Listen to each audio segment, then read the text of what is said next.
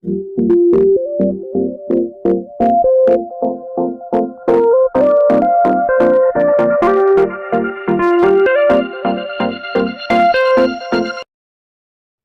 hey guys, what's up? Welcome back to our channel. In today's video, we're going to discuss how to create a shortcut icon like this one in your laptop. So without wasting our time, let's get started.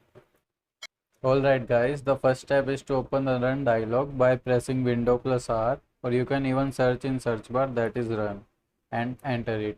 Now here you have to type the command which I am typing. So make sure you type the same command I am typing and click on OK. This will open a list of all the apps installed on your system. So now you can see all the apps on my system.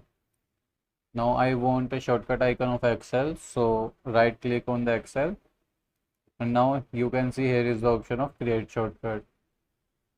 Click on yes in pop-up, and after closing this you can see Excel shortcut is created.